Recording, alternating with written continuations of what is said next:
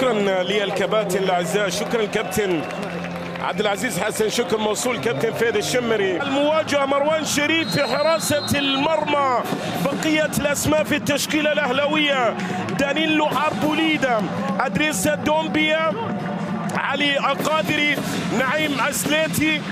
وهذه المباراه خطا للعميد الاهلاوي، اسليتي يسدد كره، الله لتصحيح ما فات يا عميد، لتصحيح ما فات يا عميد. النادي الاهلي يسجل ربما اسرع اهدافه في هذا الموسم من كرة ثابتة يحرك من خلالها شباك دحيل.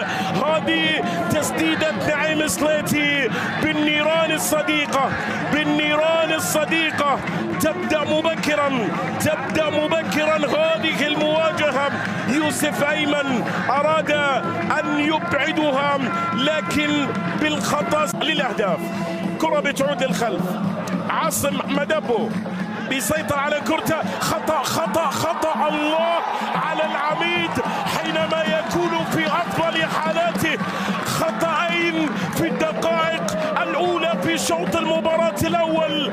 النادي الأهلي يضاعف التقدم في النتيجة، ليسوا بالقمصان الخضراء. الإعادة لهذه الكرة ولهذا الخطأ الذي كان عن طريق عاصم مدبو، راوغ في هذا المكان في المنطقة المحظورة وتناسى بأن خلفه هداف يدعى يزن عماد. خطف هذه الكرة وراوغ الحارس ووضع كرة في المرمى وأعلن عن تقدم العميد بهدف المباراة الثاني. 2-0 للنادي الأهلي، 2-0 للنادي الأهلي في أفضل صورة في يوم العميد في هذه المباراة.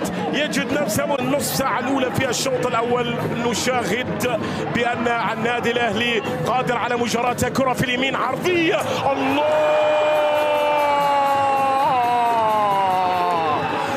براس المعز، براك دحيل يقلص الفارق. الطوفان ينجح في هذه الدقيقة عند منتصف شوط المباراة الأول. عرضية جميلة من إسماعيل، عرضية جميلة من إسماعيل ورأسية أجمل من المعز. ينجح من خلالها دحيل في أن يقلص الفارق. النتيجة الآن 2-1.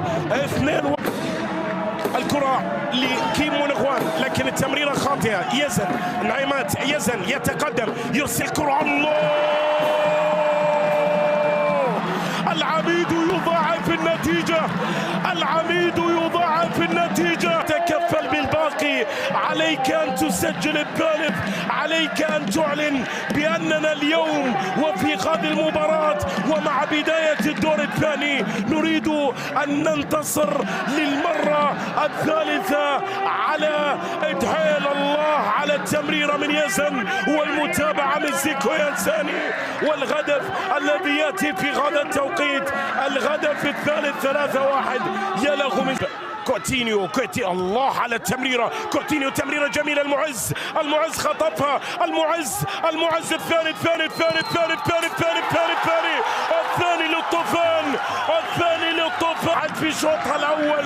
السيليساو بتمريرة ساحرة، المعز كنترول وبعد ذلك مرور، أسقط عربوليد عرضا وتمريرة الإسماعيل، التمريرة التي تصل الإسماعيل محمد والتي يضعها بكل سهولة في شباك العميد.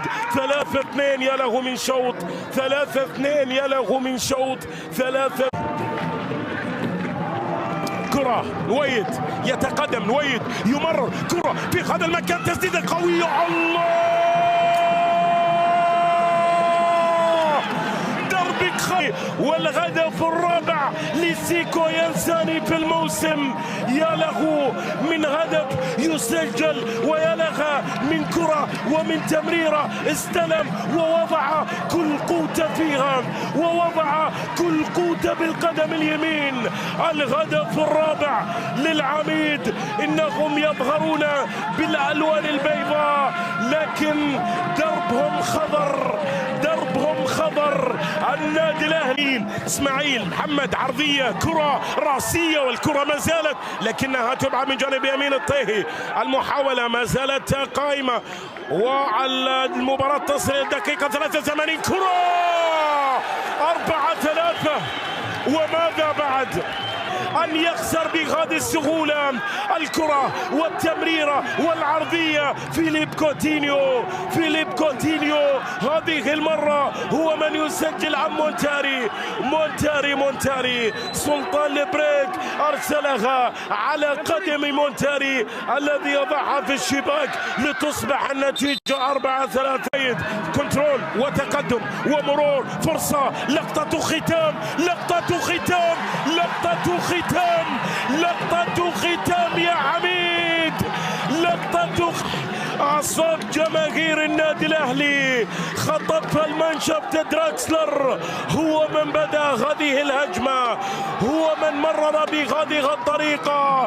ولقطة الختام كانت لنعيم سليتي، 5 أهداف مقابل 3. العميد ينتصر، النادي الأهلي ينتصر ويؤكد على أحقية هذا الفوز بخماسية مقابل 3 لتفرح جماهير النادي الأهلي بانتصار خيرة والصافرة. مشاهدينا الكرام متابعينا عبر قنوات الكاس أينما كنتم، تأتي في هذه اللحظات معلنة انتصار العميد الأهلاوي على دحيل ب5 أهداف مقابل 3. مبروك للعميد وجماهيره، هارد لك للطوفان وجماهيره. أحبتي الكرام، سعدت بصحبتكم في هذه المباراة، على أمل أن يتكرر اللقاء ويتجدد بحضراتكم في موعد قادمة. مشاهدينا الكرام.